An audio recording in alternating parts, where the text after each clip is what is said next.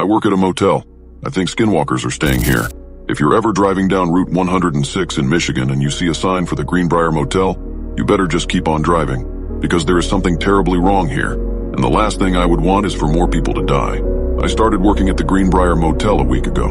It wasn't a dream job by any standards. Night shift at the front desk, checking people in and out, doing some inventory in the back.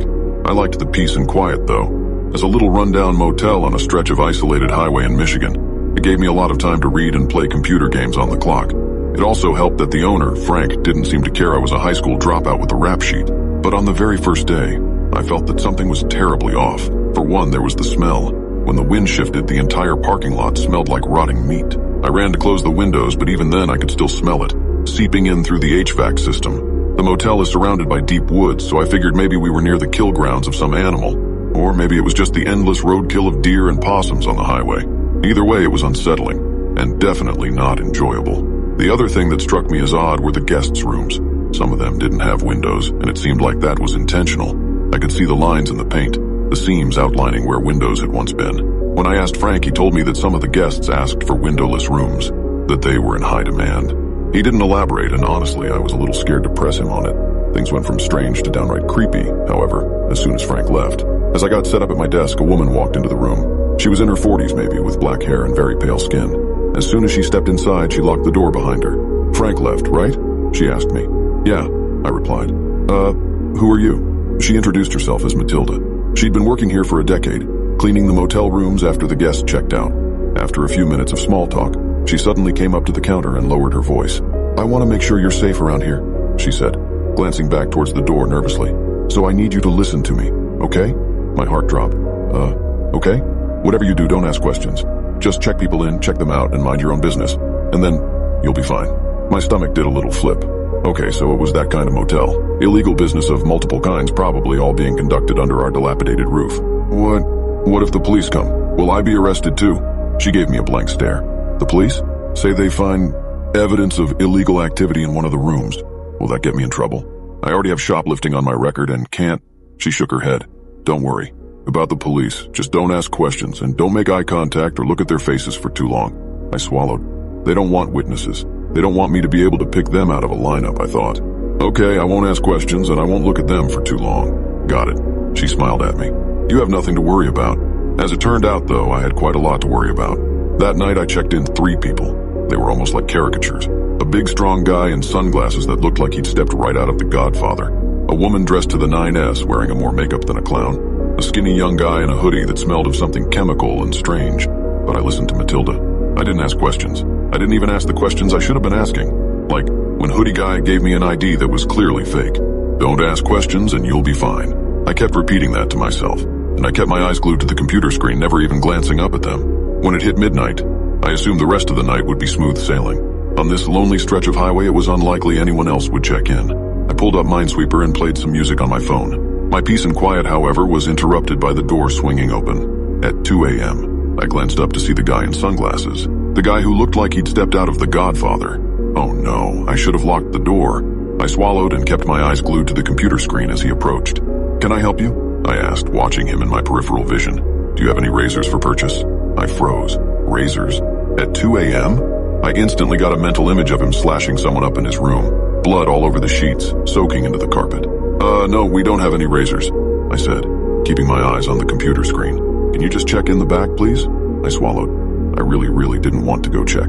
As soon as I turned around, he could do anything. Pull out a gun, tackle me, force me into a chokehold, and keep me hostage. But refusing him was just as bad, if not worse. It might make him mad. Really mad. I sat there staring at Minesweeper on the screen, weighing my options, paying close attention to him out of the corner of my eye. And that's when I saw it. There was something off about this guy. His sunglasses looked like they were slightly too low on his face, like the eyes they were covering weren't in quite the right place. And not only that, but I couldn't see his eyebrows poking above the frames, or the contours of his brow ridge. Everything above the glasses was perfectly flat and smooth, like he had no eye sockets at all. "Can you check in the back, please?" he asked again, his voice taking on an annoyed tone. Yes, sure." I sprung out of the seat and ducked into the back storage area. I quickly glanced over my shoulder to make sure he wasn't following me, but he wasn't. I had half a mind to just stay there, hiding out in the back storage room until I heard his voice calling me. "Did you find them?" He sounded angry, approaching furious. Thankfully, I did find a few packaged razors next to some spare toothbrushes and soap we kept. I grabbed them and handed them over, keeping my eyes trained on the floor. "Thank you," he said, sounding pleased. And that was it. He turned around and left. As soon as the door shut, I ran over and locked it. I closed the blinds and sat back down at the front desk, my heart hammering in my chest. All I could picture were the strange contours of his face, and as I sat there, I realized something. All 3 guests that I'd checked in since the start of my shift, Godfather guy, the makeup woman, the hoodie guy, had something covering their face or head. I mean, I wasn't exaggerating about the woman having enough makeup for a clown. She was wearing foundation so thick that it cracked around the corners of her eyes and lips, and wore false eyelashes so long they gave the appearance of spider legs. And hoodie guy had kept his hood pulled so tightly over his head that his ears and hair weren't visible. It was like they all had something to hide. Morning couldn't come soon enough. As soon as the day shift workers arrived, I got the hell out of there. I floored it back to my house and slept for a long time, my sleep plagued with nightmares of faceless people and spidery eyelashes. Then it was time to go back to the motel for night #2. Thankfully, it was a quieter night. Although the vacancy sign glowed brightly in the darkness, no one checked in during my shift. They must have all come earlier during the day shift. I locked the door, sat down with a cup of coffee, and enjoyed getting some reading done in the quiet. Unfortunately, the quiet didn't last long. Around midnight, I heard a loud slam from outside. I threw my book down and ran over to the window. The door to room 16 was wide open. I looked around. Nobody appeared to be outside. The parking lot and the sidewalk were empty. The room itself was dark. None of the lights were on. I walked over to the computer and looked up the room. To my surprise, no one had booked it for tonight. Should I go out and close the door? I hesitated. It was late. There was no one around except for the occasional passing car. If someone had broken into that room and then attacked me, there would be no one to hear me scream. So I kept the door locked tight and accessed the security camera feed instead. As I rewound it, I saw what happened. The door had opened and then a woman had walked out of it. I couldn't see her face, just her long dark hair. She then disappeared into room 22. I checked room 22 on the computer and saw it was booked to a woman named Cassandra Johnson. I frowned. Looked like Cassandra might be going into our vacant rooms and possibly stealing stuff. Matilda must have forgotten to lock up the room after she cleaned it. I sighed, opened the door, and began walking towards the open room.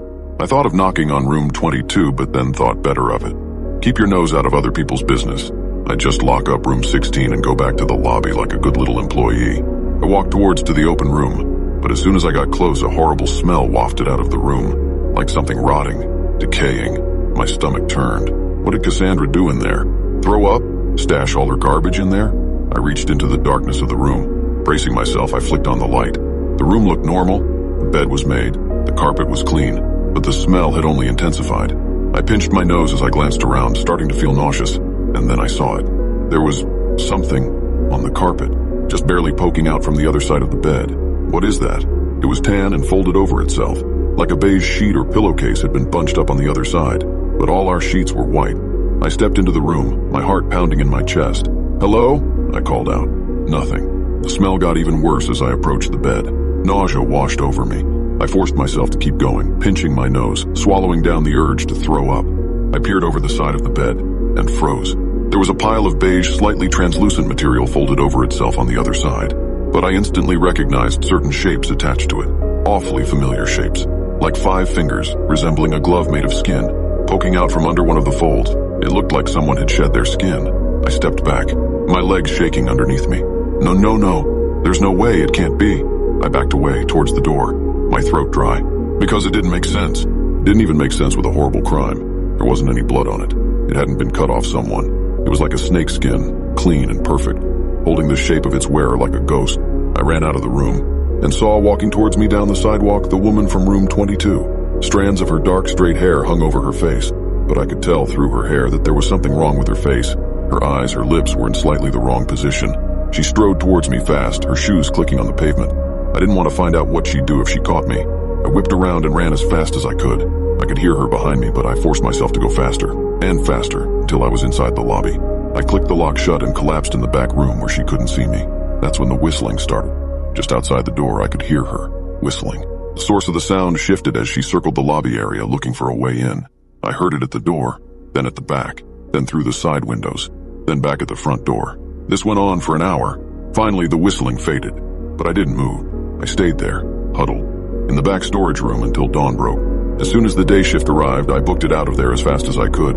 Asterisk, asterisk, asterisk, I wanted to quit. With everything I am, I wanted to just walk away. But I needed the money. I already knew how hard it was finding a job with a rap sheet. It was either go back to the job or face eviction, so I went back. When I got on shift, though, I pulled Matilda aside and told her what I'd seen. I asked her again and again if my life was in danger. Asked her what the hell was going on here, if other people were in danger too. I promise you, as long as you mind your own business, you'll be safe. So that's what I did. I minded my own business. And for the next few days, nothing of note happened. Sure, there were a few people who checked in that were wearing hats or sunglasses or extra makeup, but I just tried to avoid eye contact with them. Tried to keep my head down and my nose out of other people's business. But then came the night of November 14th. It was raining that night. The rain came down in sheets, and every so often I heard a peal of thunder shake the windows. I wasn't expecting anyone to come in that night, as I hadn't seen that many cars driving by on the highway.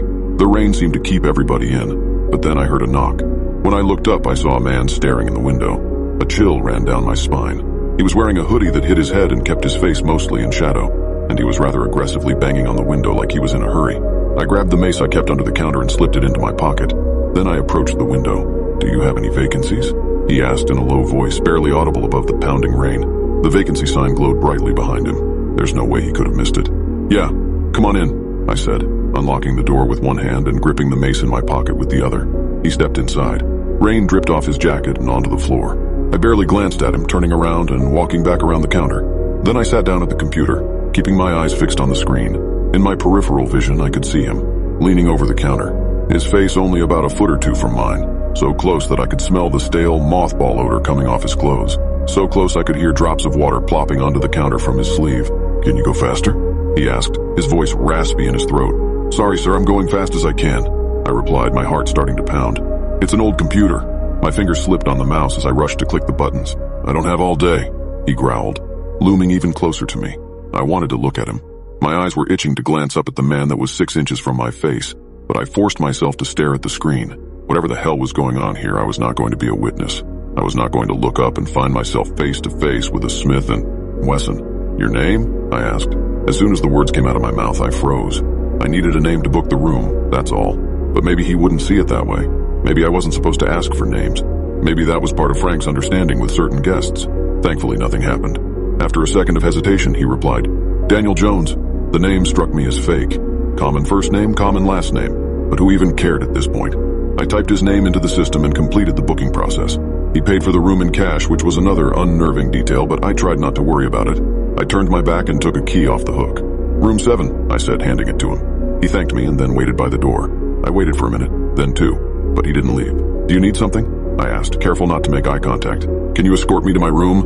Oh, hell no. There was no way I could go out there in the middle of the night with this creepy guy. That was like a death sentence. I glanced out the window and spotted his car, a beat-up sedan in one of the nearby parking spaces.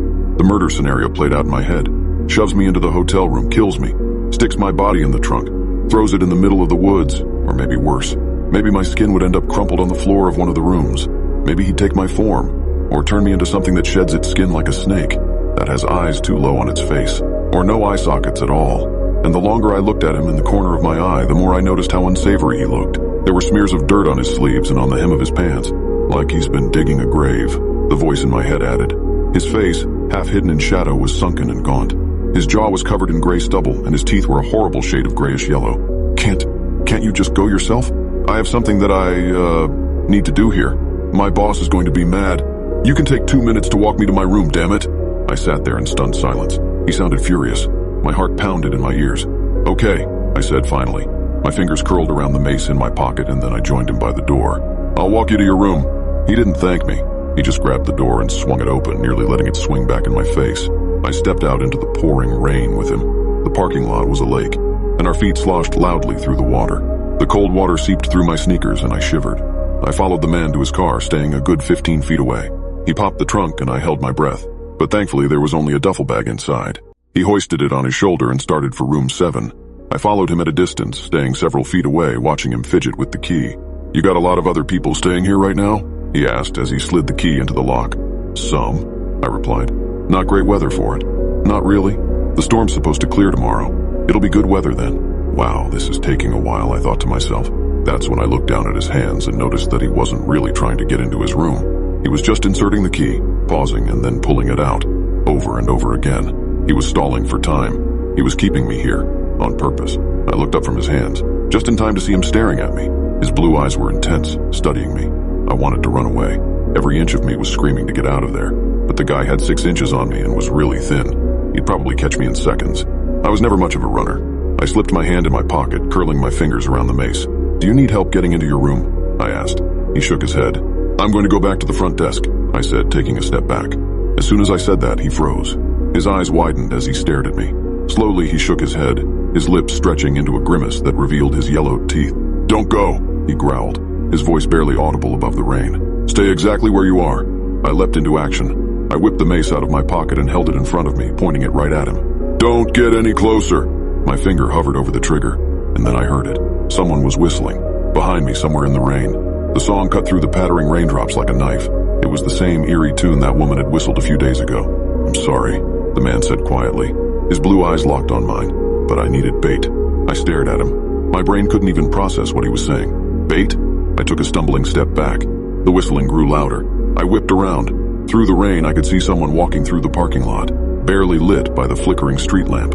The mace fell from my hands and clattered to the ground. Then I turned and ran as fast as I could towards the lobby. The whistling stopped, and then I could hear loud splashing footsteps growing louder with every second behind me. I swung the door open, slammed it shut, and turned the lock. I pulled the blinds down over the window. Panting, I parted them with my fingertips and peered out into the night. There was a woman standing in the parking lot, the same woman I had seen a week ago. Her hair and clothes were drenched with rain, but she was smiling, this big lopsided grin that sent chills down my spine. And her eyes were strange, wide and wild, incredibly light blue. In the darkness, it almost looked like she didn't have irises at all, just 2 pinholes for pupils, staring right at my door. No. She took a step forward. I ran over to my desk, grabbed my cell phone, started dialing 911. Come on. 911, what's your emergency? I'm at the Greenbrier Motel and there's this guy and this weird woman. Thump. I was cut off by a loud thump. Nearby, I ran to the window and peered out. The man who'd booked room 7 was running towards the woman. He was holding something up in the air, a short dagger gleaming silver in the rain. "He's attacking her!" I screamed into the phone. The woman's face changed. Her features twisted. Her grin crept up to her eyes. Her arms crackled and stretched. She blinked and her eyes turned pure white. Her body twisted unnaturally at the waist, so that she was facing the man. With fast, jolted movements, she leapt at him. Within seconds, he was dead. She stood on all fours above him, her knees bent the wrong way, her fingers far too long. With another horrible crackling sound, her neck stretched out 2 feet long, twisting and serpentine. And then she looked at me. I leapt away from the window with a scream. "What's happening?" the operator asked me. "Sir, please tell me what's happening." I opened my mouth, tried to speak, but only a squeaking sound came out. By the time I made it back over to the window, the woman was standing there looking down at her kill. She looked normal. Then she stepped over his body and walked towards the rooms. To my horror, she pulled out a key and opened room 22. Then she disappeared inside. The police arrived a few minutes later. In strings of gibberish, I begged them to check room 22, that something horrible was lurking inside. But then, they knocked on the door. A completely normal-looking woman opened it. I watched from the lobby. I couldn't hear that much of their conversation over the pouring rain, but they weren't arresting her, weren't accusing her. They seemed to just be having a friendly conversation, asking her what she'd seen. Then they thanked her and came back to me. "We'll need to see the security tapes from tonight, please," the officer said in an accusing tone. But when I showed them the tapes, they got quiet. One of the officers made a call to someone saying something about an infestation. The other 2 officers ushered me out into the lobby, their faces grim. They told me not to leave as they talked among themselves in hushed voices in the corner of the room. Then they approached. "You didn't see anything tonight," the tall man said, leaning in close. "You got that?" But what about—" "Listen to me very carefully," he interrupted, lowering his voice. "You didn't see anything, just like you never shoplifted in your life." "What? You understand me?" he asked. The silence stretched out between us. "Yeah, I got it," I said, my voice wavering. "I didn't see anything. I left the motel and never went back. I planned to never speak of what I saw, to keep my mouth shut just like they told me to. But after losing many nights of sleep, I realized that I need to warn people. I need to warn you. I can't have another person dying because of these things, whatever they are. So I beg you, if you're driving through Michigan and see that there's a vacancy at the Greenbrier Motel, keep driving."